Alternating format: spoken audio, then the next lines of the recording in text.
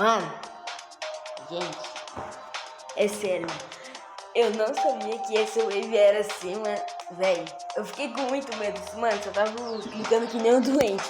Gente, é sério. Mano, eu não sei o que tava acontecendo. Mano, véi, eu peguei as duas moedas aleatoriamente, mano. Nem sabia como é que pegava. Eu só fui na direção delas.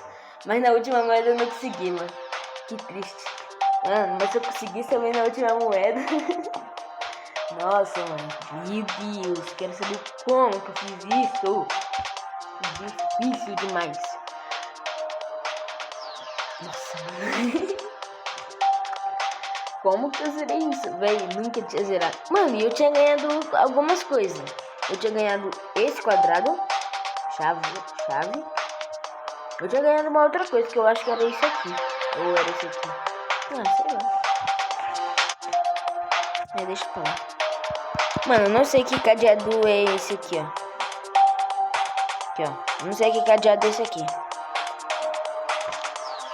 Mano, eu não sei pra que esse cadeado aqui serve, ó. Esse aqui, ó.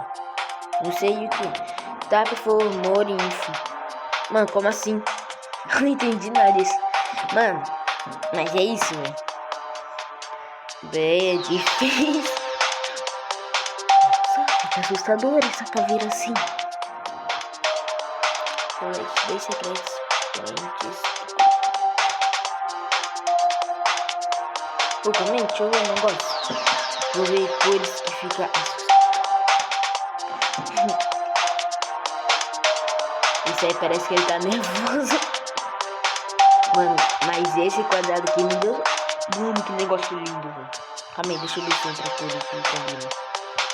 Isso aqui combina. Ah, mano, queria ter essa cor preta aqui de cima. Cadê? Essa preta aqui, ó. Provavelmente eu tenho que fazer isso aqui, ó. Coletar 30 moedas secretas para desbloquear essa cor. Eu acho que é isso, né? Mas eu não sei qual é a moeda secreta. Essa dourada aqui, ó. Essa dourada aqui, ó. Que eu tô colocando bagulho em cima. Ou essa aqui, ó. Cinza. Eu não sei qual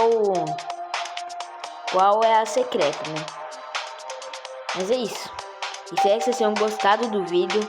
Não se esqueça de se inscrever no canal, ativar o sininho das notificações. E fique com Deus e fui!